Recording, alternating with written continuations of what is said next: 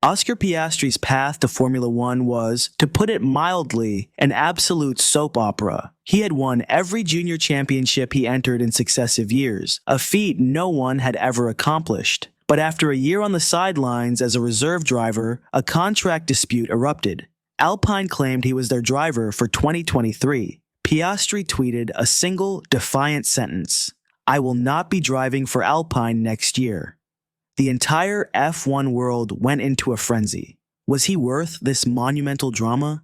He arrived at McLaren with a massive weight of expectation and a car that was, frankly, a bit of a mess in the early part of the season. But as soon as McLaren began to make progress, Piastri exploded onto the scene. His first podium came at the British Grand Prix, a stunning display of racecraft and composure that left the paddock in no doubt.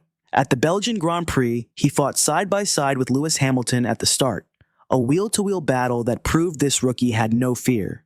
But his true masterpiece came at the Qatar Sprint Race. Starting on the front row, he defended against Max Verstappen and took his first ever F1 victory. He didn't just win, he was composed, aggressive, and fast. The real shocker, however, came at the Japanese Grand Prix.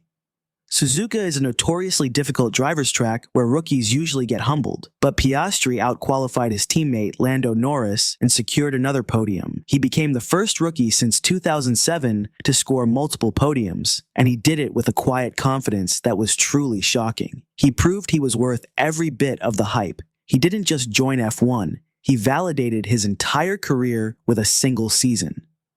Michael Schumacher. In 1991, the F1 world was rocked by a rookie who wasn't even meant to be there. Michael Schumacher was a complete unknown, a young German driver drafted in as a last-minute replacement for the Belgian Grand Prix after regular driver Bertrand Gachot was jailed for an altercation with a taxi driver. His teammate Andrea de Cesaris was a seasoned veteran with over 100 Grand Prix starts. The expectations were minimal. Schumacher was so new he had to learn the notoriously difficult Spa-Francorchamps circuit by riding a bicycle around it. He even lied to his team, telling them he knew the track when he didn't. But in his first qualifying session, Schumacher stunned everyone. The Jordan team had never qualified so high. Schumacher put his car in P7, a full second faster than his teammate. It was an audacious performance that left the paddock in a frenzy. Who was this guy? The car broke down on the first lap of the race, but the damage was done. His raw pace was so undeniable that Flavio Briatore, the boss of the Benetton team, saw a spark. He poached Schumacher for the very next race. Schumacher didn't even get to finish his first Grand Prix, but his single qualifying lap had already changed his career and the sport forever. He would go on to win a race in his second season and his first championship a year after that. It was a moment that showed you don't need luck or a race-ending result. Sometimes all it takes is one perfectly executed lap to prove you belong. Ayrton Senna. Before he was a three-time world champion and a sporting icon, Ayrton Senna was just another rookie in a backmarker team. In 1984, he joined Toleman, a small, underfunded team with a car that was not a contender. He was the young Brazilian with a reputation for being quick, but also a bit wild. The Monaco Grand Prix that year was a torrential downpour, a proper F1 chaos party. Senna was starting 13th, and nobody gave him a chance. The conditions were so bad that cars were spinning off and crashing left and right. But as other more experienced drivers struggled, Senna was a different breed. He carved his way through the field with a blistering pace, passing seasoned veterans like Keke Rosberg and Niki Lauda. He was closing in on the great Alain Prost for the lead at a pace that was simply unbelievable. On lap 31, he made a daring pass on Prost for the lead. The race director, Jackie Ickx, controversially red-flagged the race, and Senna, despite taking the lead, was awarded second place because the results were taken from the previous lap. He was a rookie who took a backmarker car and nearly won a race in the most challenging conditions. It was a performance that announced the arrival of a legend and solidified his reputation as a master of wet weather racing. Max Verstappen. When Max Verstappen arrived in F1, he wasn't just a rookie, he was an anomaly. At just 17 years old, he couldn't legally drive a rental car. He had only one season of single-seater racing under his belt, and the FIA was so worried they changed the rules to require an 18-year-old minimum and more experience for a super license. But Red Bull saw a kid who drove a car like a video game with no off switch.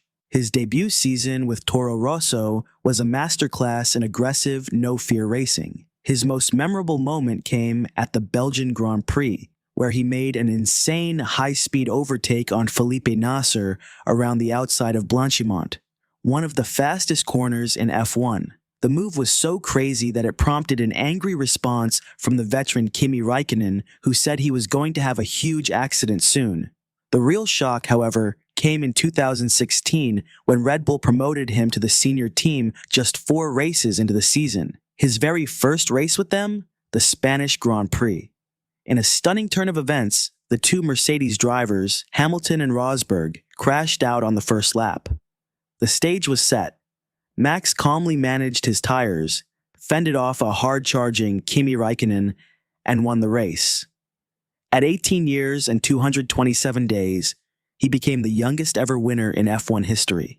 He didn't just break the rules, he broke the sport. Lewis Hamilton. There are rookies who surprise you, and then there's Lewis Hamilton. His 2007 debut was less of a surprise and more of a foregone conclusion.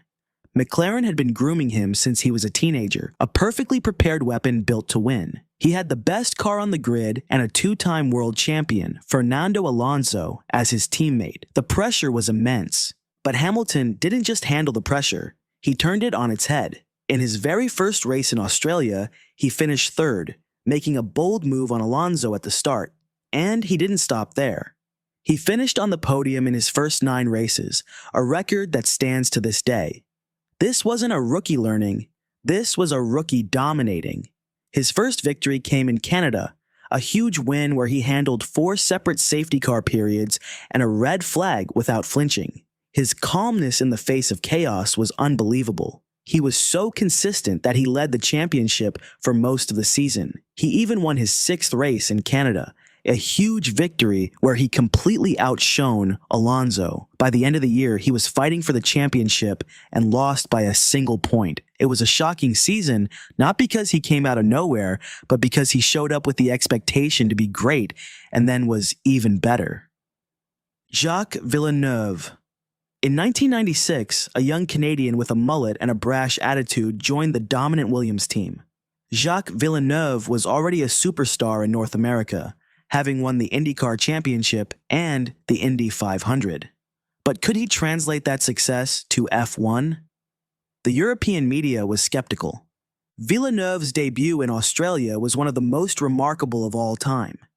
He didn't just finish in the points. He took pole position in his very first race, a feat only ever achieved by one other driver, Carlos Reutemann, in 1972. He lost the lead but went on to finish 2nd. The fact that a rookie was not only fighting for a win, but doing it with the calm of a veteran was unheard of. Throughout the season, he went toe-to-toe with his teammate Damon Hill, a seasoned veteran, and even beat him to 4 wins. He took the championship fight all the way to the final race of the season, finishing an incredible 2nd in the championship standings. Villeneuve's rookie season wasn't just a success. It was a near championship victory that proved he was a champion from day one. He didn't just drive, he demanded respect from the entire grid.